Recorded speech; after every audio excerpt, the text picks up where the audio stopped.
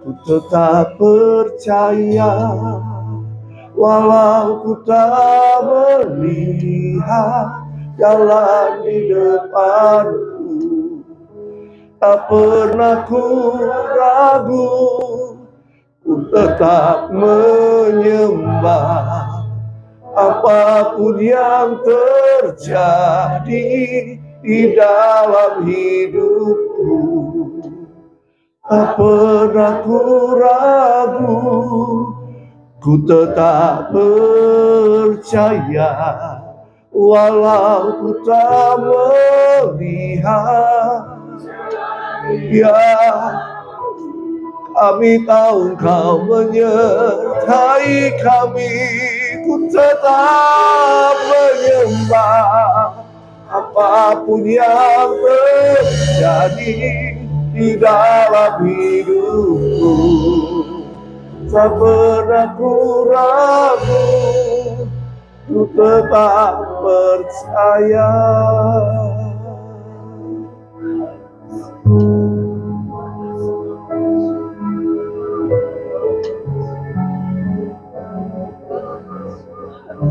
Kau ada di tempat ini, Tuhan.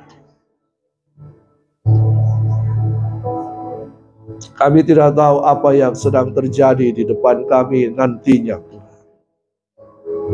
Tapi kami percaya penyertaan-Mu sempurna atas kehidupan kami.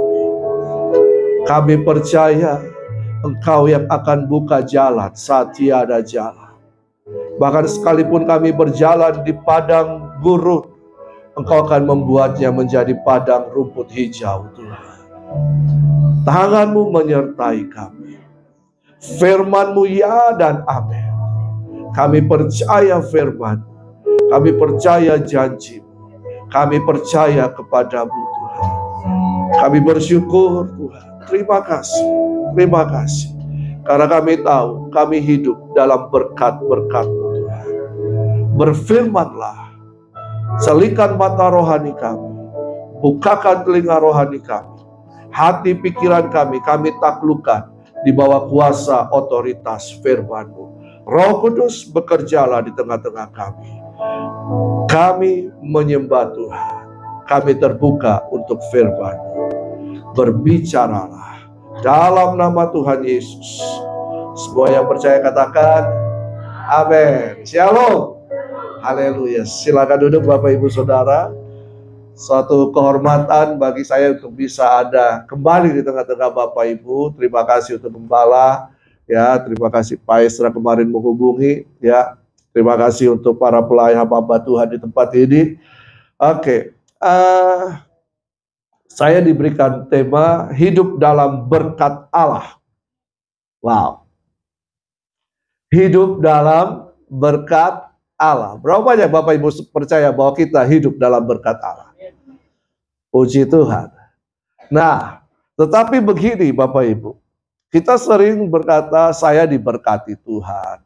Tuhan, kita berdoa minta berkat dari Tuhan. Kerinduan kita untuk terus mengalami berkat Tuhan. Tetapi slide yang berikutnya, apakah yang ada dalam pikiran kita tentang kata berkat? Ya, kira-kira kalau Bapak Ibu mendengar kata berkat, atau Bapak Ibu meminta berkat, apa yang ada dalam pikiran Bapak Ibu tentang berkat? Gak apa-apa, kita diskusi-diskusi sedikit ya di awal ini. Karena ya memang saya dosen juga, ya saya hamba Tuhan tapi saya dosen. Ya seringkali saya berdiskusi dengan saya, kalau tipe saya ngajar itu saya terus bertanya menggali. Ya seperti itu. Ya. Nah, apa yang ada dalam pikiran kita tentang berkat? Materi. Terima kasih Pak. Apalagi? Nggak apa-apa salah. Ya. Karena kalau yang salah itu sudah melalui proses peradilan dan kemudian ada di penjara. Ya. Nggak apa-apa. Ya. Karena kalau salah-salah ucat ya itu tidak apa-apa ya. Oke. Kira-kira menurut Bapak Ibu selain materi apa lagi? Kesehatan, apa lagi? Keluarga, keuangan, apa lagi? Ya. Memang pada umumnya kita selalu minta apa? Materi sama Tuhan, betul kan? Selain itu Tuhan berkati keluarga saya, berkati kesehatan saya, berkati. Tapi pada umumnya bicara soal materi. Ya kalau saya bisa sebutkan duit, uang, money, fulus, apalagi ya kepeng. Ini semua materi. Padahal berkat itu tidak selamanya bicara tentang materi. Berkat itu memang selalu kita hubungkan dengan apa? Upah atau gaji atau materi, keuangan, betul kan? Upah, keuangan, gaji, ya ini dihubungkan dengan itu. Kalau kita bilang berkat, orang selalu punya persepsi uang, materi. Saya dapat berkat tadi. Kira-kira apa itu? Saya dapat amplop. Saya dapat berkat apa? Uang. Saya dapat berkat. Tapi saya dapat berkat. Seringkali kita tidak mempersepsikan itu kepada kesehatan. Betul, kekuatan. Tapi saya dapat berkat tadi. Uang. Padahal ya upah atau gaji atau materi itu akibat dari apa yang kita buat atau kita kerjakan kan.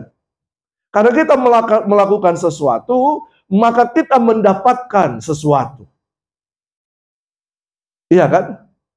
Kita menjual, kita dapat uang. Iya kan? Kita melakukan sesuatu pekerjaan, kita diupah sesuai hasil pekerjaan kita. Persepsi kita materi, upah, gaji, berkat bulanan. Pernah dengar kata itu? Berkat bulanan. Pernah? Gaji, upah. Padahal berkat itu tidak sama dengan upah atau gaji. Ya, berkat itu selalu terhubung dengan tujuan-tujuan Allah. Nah, ini dia. Ya.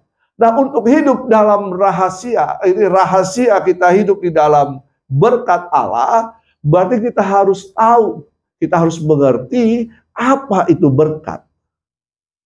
Sehingga kita tahu, kita sadar bahwa sebenarnya selama ini saya sudah hidup dalam berkat Allah. Ya. Kenapa kita selalu berkekurangan? Karena kita selalu melihat berkat itu dalam persepsi materi. Materi bisa habis? Bisa. Uang bisa habis? Bisa. Bahkan bisa menurun nilainya. Iya kan?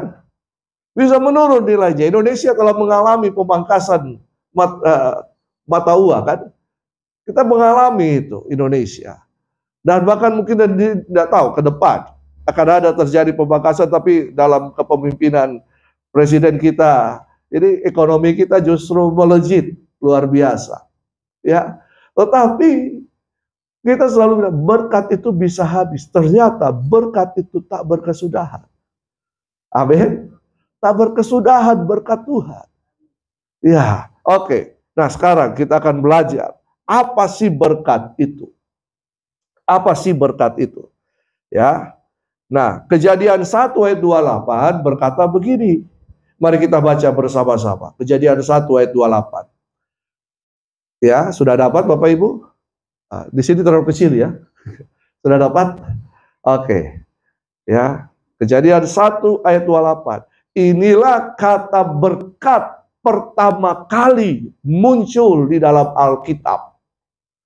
Ya. Berkat pertama kali muncul di dalam Alkitab. Ya. Kejadian 1 ayat 28. Mari kita baca bersama-sama. 1, 2, 3. Allah memberkati mereka. Lalu Allah berfirman kepada mereka, beranak cuculah dan bertambah banyak, penuhilah bumi dan taklukkanlah itu. berkuasalah atas ikan-ikan di laut dan burung-burung di udara dan atas segala binatang yang merayap di bumi. Setelah Kejadian 1 ayat 26, ide Allah menciptakan manusia. Kejadian 1 ayat 27, Tuhan menciptakan manusia. Lalu kemudian Kejadian 1 ayat 28, maka ayat ini muncul. Allah memberkati mereka. Jadi, sebelum manusia melakukan apa-apa, Allah telah memberkati manusia. Buktinya ayat ini, Bapak Ibu.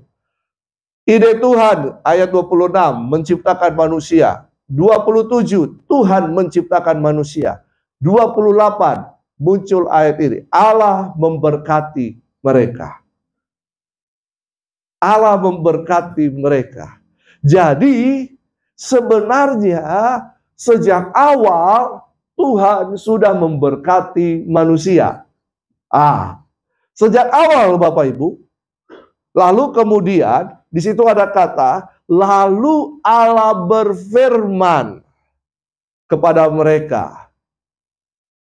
Lalu kemudian di situ ada tugas tanggung jawab yang harus dikerjakan, ada pekerjaan yang harus dikerjakan oleh manusia. Jadi sebelum manusia mengerjakan tugas tanggung jawabnya yang diberikan oleh Tuhan, Tuhan sudah memberkati manusia. Bukankah ini hal yang luar biasa? Tapi Pak, kalau Tuhan sudah memberkati manusia, berarti sebenarnya Tuhan itu sudah memperlengkapi manusia dengan materi. Iya kan? Iya kan? Betul tidak? Ketika seorang anak diberikan tugas dan tanggung jawab, pasti sudah ada modal yang menyertainya. Betul? Ini dia. Tapi apakah Tuhan menyertai kita dengan materi?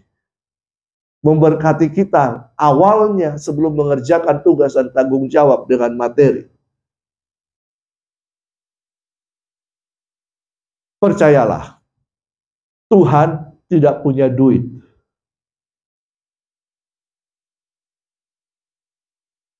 Tuhan tidak punya duit. Tapi Tuhan punya seisi dunia, langit, dan bumi. Betul? Nah, Tuhan kan tidak kirim kita uang langsung dari sorga begitu toh. Turun. Segepok, satu karung. Enggak kan? Tidak kan? Betul Bapak Ibu? Coba kita pikirkan sama-sama. Seringkali kan kita minta, Tuhan minta uang. Tuhan tidak punya duit. Ini pemahaman dari mana lagi ini? Tapi pernahkah kita berpikir, apakah di sorga ada bank seperti yang ada di dunia ini? Sehingga ketika kita minta, Tuhan langsung transfer uangnya. Duit. Seperti itu? Nggak ada. Tuhan nggak punya duit. Tapi Tuhan punya segala-galanya. Dan segala-galanya itu bisa dijadikan duit. Amin? Amin? Tapi Tuhan nggak punya duit cash, Bapak Ibu. Iya kan? Iya kan? Betul kan? Betul kan? Iya kan? Tuhan nggak punya duit cash. Makanya ini dia rahasianya di sini. Bahwa sebelum Tuhan menyuruh manusia, Tuhan telah memberkati manusia. Tetapi bukan dengan materi. Oke. Kita lihat slide selanjutnya. Jadi pengertian berkat itu atau kata memberkati yang pertama itu berarti dalam bahasa Ibrani memakai kata barak. Barak. Mari katakan sama-sama barak. Barak ya. Barak. Apa ini barak? Barak ini mengandung arti yang pertama adalah memuji Tuhan. Ketika kita mengangkat tangan, kita memuji Tuhan, kita menyembah Tuhan. Barak. Mazmur berkata, mari kita memberkati Tuhan dengan apa? Pujian dan penyembahan kita. Ya, suatu saat saya training Present Worship, saya katakan kita memberkati Tuhan. Lalu kemudian ada seorang anak muda, staff, hamba Tuhan. Dia bertanya, apakah manusia bisa memberkati Tuhan? Karena selalu konteksnya materi. Iya kan? Materi. Ya, Tuhan nggak butuh materi. Tapi ketika kita memberkati Tuhan, berarti kita sedang meninggikan Tuhan. Kita memuji Tuhan. Kita menyembah Tuhan. Ku angkat tanganku dan berseru. Kami angkat tangan kita. Pertolongan datang darimu. Yang kedua berkata begini. Pengertian barak itu adalah seperti orang, ya ini kalau dalam pernikahan, dalam pemberkatan nikah, ya kan? Jadi pasangan mempelai berlutut, lalu ada tangan yang terletak di kepala mereka. Itu pengertian barak, kata barak yang kedua. Artinya meletakkan tangan di atas kepala seseorang yang sedang berlutut. Yang sedang berlutut begini kan? Yang meletakkan tangan begini kan? Nah, jadi di sini my hand is upon you. Artinya tangan Tuhan selalu menyertai kehidupan kita. Barak, berkat. Berkat merupakan satu dari sisi manusia kita memuji Tuhan. Tapi dari sisi Allah adalah bahwa tangannya selalu menyertai kita. Amin. Harusnya tadi lagu tangannya itu gantinya tanganku, tanganku, sebab Tuhan menopang tanganku. Bukan tangannya huruf besar, iya kan? Apabila aku jatuh, tak sampai tergeletak, sebab Tuhan menopang tanganku. Amin. Iya. Kiri kananku ada Tuhan. Seharusnya tadi saya mau joget benar-benar, tapi saya lihat Bapak Ibu nggak ikut joget, jadi saya cuman begini-begini. Jadi aku selalu memandang Tuhan. Ya. Kiri kananku ada Tuhan, sekelilingku ada penyertaan Tuhan sempurna atas setiap kehidupan kita. Itu berkat Tuhan, Bapak Ibu. Amin. Ini berkat Tuhan. Makanya kalau kita mengerti rahasia berkat, maka kita sudah tahu pasti bahwa kehidupan kita selalu ada dalam berkat Tuhan. Karena perlindungan Tuhan, penyertaan Tuhan. Penyertaanmu sempurna, janjimu, rancanganmu penuh damai, aman dan sejahtera walau di tengah badai. Berapa banyak saudara yang mengalami badai kehidupan? Penyertaan Tuhan sempurna. Itulah berkat Tuhan. Amin. Itulah berkat Tuhan. Penyertaan Tuhan berarti Tuhan berkenan kepada kehidupan kita. Penyertaan Tuhan sempurna atas kehidupan kita karena kita identitasnya adalah anak-anak Allah. Amin. Saya, Bapak Ibu Saudara adalah anak-anak Allah. Anak-anak pasti akan selalu disertai oleh bapak mamanya. Betul kan? Oleh orang tuanya. Dan dia tidak akan pernah lepas perhatiannya. Tidak akan pernah lepas terhadap anak-anaknya. Wow.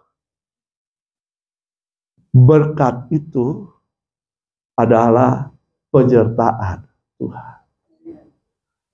Sebenarnya kalau saya mau bahas lagi, kita bahas sedikit ya. Ketika manusia diciptakan, Ya, ketika manusia diciptakan dari debu tanah. Nah, tapi kemudian binatang juga diciptakan dari tanah. Nanti baca di rumah Kejadian pasal 2. Ya, binatang juga atau itu diciptakan dari tanah juga. Manusia diciptakan dari tanah juga. Tapi kemudian apa yang membedakannya? Tuhan memberikan nafas hidup kepada manusia. Nafas hidup ini berbicara tentang apa? Kemampuan Allah Tuhan berikan. Kemampuan Allah diberikan kepada manusia. Apalagi intelijensi, kesadaran. Makanya manusia bisa berpikir. Iya kan? Manusia bisa berpikir. Binatang bisa berpikir. Binatang itu bergerak berdasarkan instingnya. Iya kan? Insting. Tapi manusia berpikir. Bisa berpikir. Lalu apa? Ada karunia-karunia. Ada talenta-talenta yang Tuhan berikan ketika dihembuskan nafas hidup.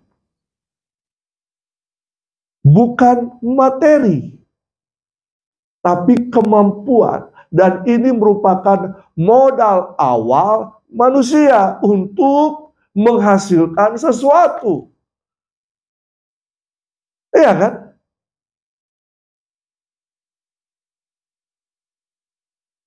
Makanya kalau dalam kehidupan manusia, ketika manusia mulai memakai akal budinya, mulai memakai pikiran-pikirannya, maka terciptalah penemuan-penemuan. Betul? Coba ini gara lampu ini terjadi karena apa? Karena apa? Karena ada seseorang yang bernama Thomas Alva Edison yang mulai berpikir, betul kan? Mulai menggunakan pikirannya dan mulai melakukan suatu usaha untuk supaya kita bisa terang. Kehidupan kita tidak selalu dalam kegelapan. Iya kan? Nah, modalnya dari mana? Pikiran. Itu modal awal. Dan pikiran ini dari mana? Dari Allah. Apakah ini berkat? Apakah ini berkat? Berkat. Hikmat Tuhan diberikan kepada manusia. Apakah itu berkat? Berkat. Amin. Nah, baru pengertian berkat yang kedua adalah berekah, memakai kata berekah. Makanya kalau kita lihat ada warung-warung barokah, itu asal katanya dari berekah. Ya, warung bakso barokah, warung seafood barokah, ya kan? Itu asal katanya dari berekah. Apa ini berekah? Berekah ini berbicara tentang upah, gaji. Ini ya, Ulangan 28 ayat 1. Dikatakan begini, jika engkau baik-baik mendengarkan suara Tuhan Allahmu dan melakukan dengan setia segala perintahnya yang kusampaikan kepadamu pada hari ini, maka Tuhan Allahmu akan mengangkat engkau di atas segala bangsa di bumi. Ada sebab, ada akibat. Upah, gaji itu karena kita melakukan sebabnya, maka kita mendapatkan akibatnya. Ya kan? Jadi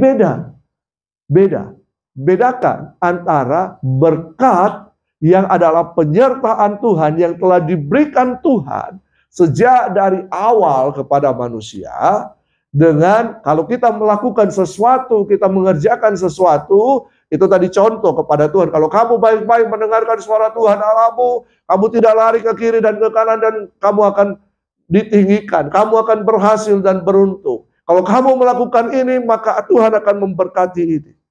Ya, ada lagu Pantai Costa dulu-dulu, tante.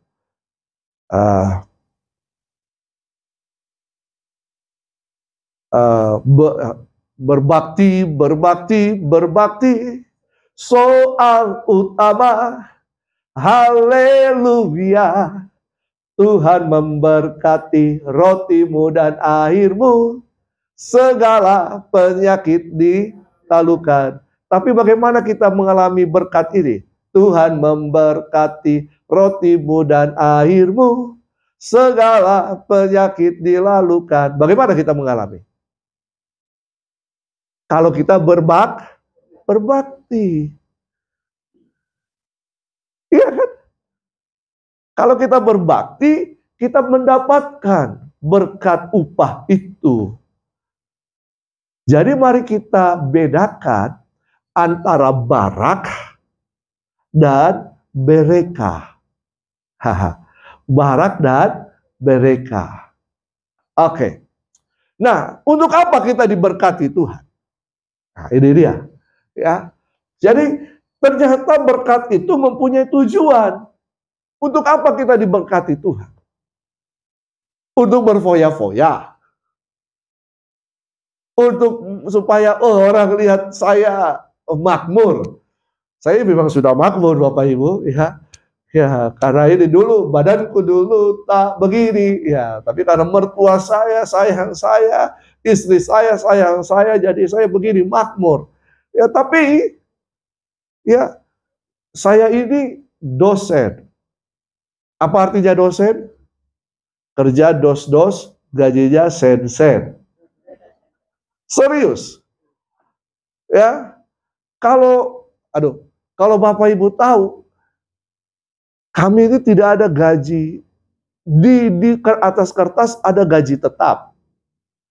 Tetapi itu di atas kertas Bapak Ibu. Nah, itu di atas kertas. Tetapi realnya kalau UMR berapa sekarang di Makassar? Berapa? 3,2. Puji Tuhan. Kami cuma di store itu namanya berkat. Berkat bulanan. Itu tidak sampai sedemikian. Di bawah sekali. Saya nggak usah sebut nilainya. Sekali ngajar. 1 SKS berapa Bapak Ibu? Puluhan ribu. Padahal ini dokter loh. Dokter S2 saya ada 3. S1 ada 1. S2 3. Bukan untuk apa, tapi coba kita lihat. Bapak Ibu bisa lihat saya seperti ini kan. Ngajar pun tidak selalu. Kalau block teaching lumayan, sekali terima ya lumayan lah, tapi tidak sampai UMR, di bawah UMR. Tapi ini dia, Tuhan kan kasih saya ini. Iya kan? Tuhan kasih saya ini kan? Tuhan kasih saya ini kan? Iya kan? Apakah semua Bapak Ibu ada ini? Ada ini? Ada ini? Ada. Itu yang dipakai. Amin. Karena itu ketika saya sadar bahwa hidup saya tidak tergantung dari upah atau gaji. Kalau mau harap gaji, Masya Allah. Iya kan? Apalagi dengan anak sekolah sekarang satu SPP berapa? Ya, anak saya sekolah di Sion, di SMA Sion. SPP-nya berapa? Wow, lumayan. Lumayan, ya. Anak saya yang pertama kuliah. Lumayan. Ya. Wow, lumayan. Pengeluaran sebulan dibanding itu lumayan. Ya. Lumayan besar. Ya. Pendapatan gaji kecil. Tapi kenapa bisa? Karena saya melakukan tujuan Tuhan. Saya melakukan kehendak Tuhan. Saya diberkati Tuhan untuk melakukan tujuan-tujuan Tuhan. Nah, kenapa kita selalu berkekurangan?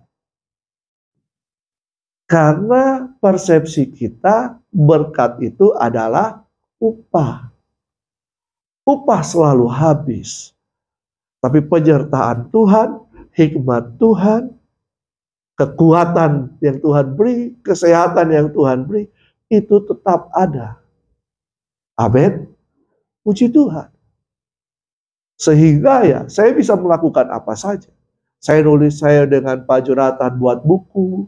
Kami buat buku, dapat royalti dari situ. Buku itu dijual juga ada keuntungannya. Dan lain-lain. Berkat itu bisa mengalir dari mana saja. Tapi upah terbatas sumbernya. Amin. Bapak Ibu sudah tahu sekarang gambar aja kan? Sudah tahu gambar aja. Karena itu nggak usah pikir-pikir tentang upah. Kerjakan tujuan Tuhan dalam kehidupan kita. Nah, tujuan Tuhan, kan tadi saya bilang di Kejadian 1 ayat 28, Tuhan itu memberkati manusia dulu, baru menyuruh manusia untuk melakukan tugas dan tanggung jawab kan? Apa tugas dan tanggung jawab manusia? Beranak cucu. Ada yang sudah punya anak dan cucu? Amin, puji Tuhan. Bapak Ibu baru melakukan setengahnya. Tetapi maksudnya di sini bukan hanya beranak cucu secara jasmani. Ya, Paula, ya, lucu-lucu. Iya, bukan hanya itu, tetapi berbuah. Berbuah. Be fruitful dalam bahasa Inggris. Beranak cucu dalam bahasa Inggris apa? Be fruitful. Karena itu, apa yang Tuhan sudah kasih kepada kita, modalnya, be fruitful atau berbuah itu bukan hanya di sini Bapak Ibu. Bukan karena saya punya suara yang baik, saya jadi WL, jadi singers, bukan saya bisa main musik. Itu talenta, itu karunia, itu talenta, bakat yang Tuhan berikan yang harus kita kembangkan. Tetapi ada hal-hal yang lain, intelijensia kita, itu harus kita pakai. Berbuah, kalau kita berbuah berarti ada usaha yang dilakukan. Misalnya, ibu-ibu di sini waktu pandemi, akhirnya siapa yang tidak tahu masak dan kemudian jadi jago masak? Waktu pandemi, bisa tolong angkat tangan? Yang tidak tahu bikin kue, akhirnya bisa jadi tahu bikin kue. Gak ada. Tidak ada. Oh, sudah tahu sebelumnya. Kalau begitu Pak, kira-kira apa yang paling enak dari masakan Ibu?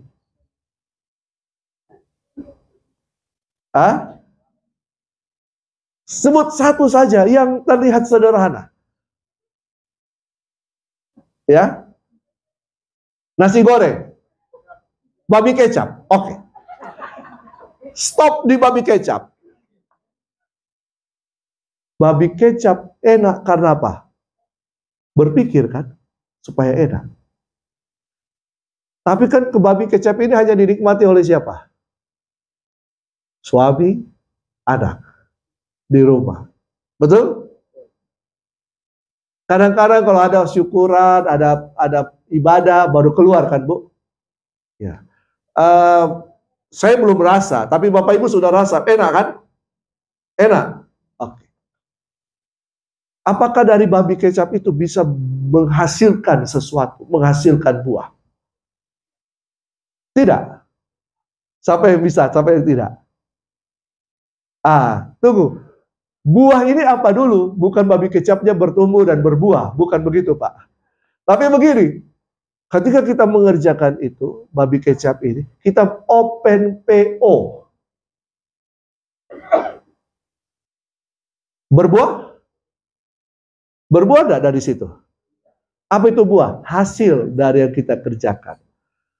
Pohon menyerap nutrisi mineral-mineral dari tanah, pohon mangga akan menghasilkan buah mangga. Bisa toh? Nah, babi kecap bisa menghasilkan duit? Bisa. Itu buah. Itu Ibu buka open PO. Pertama-tama untuk jemaat.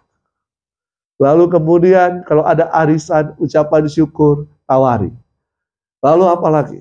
Nah, itu menghasilkan buah, lalu situ beranak cucu atau be fruitful, berbuah, lalu apa? Bertambah banyak. Apa ini? Daerah pemasaran semakin banyak.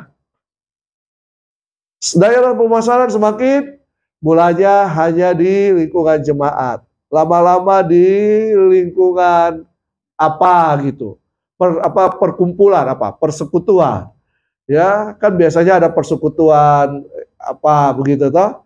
Nah lalu apa?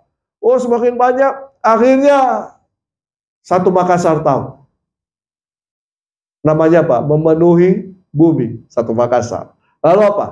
Ternyata juga ada babi kecap yang lain. Ternyata babi kecapnya ibu, karena ibu lakukan itu, usahakan berdoa, minta anugerah Tuhan, berdoa supaya orang yang dimakan sejahtera hidupnya, kayak saya begini, orang menikmati. Dan ternyata ibu punya laris. Orang cari dan menaklukkan babi kecap yang lain. Maka babi kecap ibu menguasai pasar. Dari ayat ini. Betul? Itu dari dunia bisnis. Tapi bagaimana kalau kita bisa melakukan ini untuk apa? Mengembangkan jemaat Tuhan. Makanya Tuhan memberkati itu ada tujuannya. Bukan untuk dinikmati sendiri. Amin. Ada tujuannya. Maka ketika kita melakukan ini, penyertaan Tuhan itu ada. Tuhan memberikan hikmat. Tadi saat tiada jalan, bagaimana lagunya tadi itu? Saat tiada jalan, jalan seolah-olah tertutup. Tapi karena kita melakukan kehendak Tuhan, Tuhan buka jalan. Dia buka jalan saat tiada jalan. Dia bekerja di jalannya, tak terlihat oleh kita. Tuhan mulai Tuhan datangkan ada seseorang, lalu mulai tertarik dengan produk kita. Tuhan datangkan, ada koneksi, ada divine connection yang Tuhan lakukan. Bisa enggak? Bisa. Bisa. Bagi Tuhan itu tidak ada yang mustahil. Kalau kita sadar, kita percaya bahwa berkat itu bukan hanya sekedar upah, tapi berkat itu penyertaan Tuhan. Dan penyertaan Tuhan itu sempurna adanya. Karena itu rahasia hidup dalam berkat Allah yang pertama adalah, slide berikutnya. Kita harus mengerti alasan Tuhan, mengapa Tuhan memberkati kehidupan kita. Tadi kan saya sudah katakan ada alasan tujuan kenapa Tuhan memberkati kita kan. Supaya kita melakukan tujuan-tujuan Allah di dalam kehidupan kita. Apa tujuan Allah dalam kehidupan kita? Tanya Tuhan. Tapi pada umumnya tujuan Allah dalam kehidupan kita adalah melakukan kehendaknya. Apa kehendaknya? Pergi, jadikan segala bangsa muridku. Itu pada umumnya. Tetapi kemudian ada hal-hal yang khusus yang kita kerjakan, betul kan? Ada hal-hal yang khusus. Ternyata kalau kita mulai berusaha, kita mulai membawa banyak tenaga kerja yang ada, dan tenaga kerja ini kita bisa muridkan kan? Iya kan? Betul kan? Seorang bos akan didengarkan oleh pekerja-pekerja di bawahnya. Kalau bos bilang, berhenti, kita berdoa sama-sama. Bawahannya taat? Taat. Bisa? Bisa. Oke. Jadi rahasia hidup diberkati adalah kita mengerti alasan Tuhan memberkati kehidupan kita. Amsal 3 ayat 9 berkata begini, muliakanlah Tuhan dengan hartamu. Muliakan Tuhan dengan hartamu. Apa hartamu? Materi? Enggak.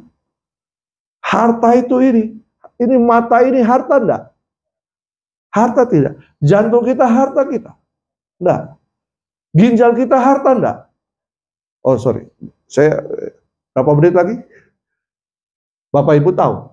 Nilai tubuh dan organ-organ yang ada di dalam Bapak Ibu itu berapa miliar. Itu. Jantung ini berapa miliar. Orang bisa menghargainya bisa sampai 2-3 miliar. Ginjal. Berapa miliar? Berapa juta? Bisa 500 sampai 1 miliar. Iya kan? Apalagi? Mata.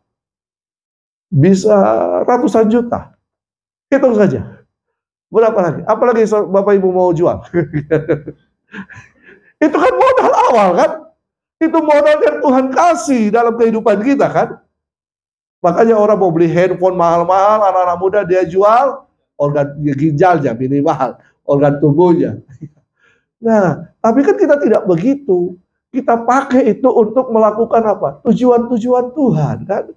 Oke, yang kedua. Rahasia hidup yang diberkati Tuhan. Yang kedua adalah Amsal 28 ayat 20.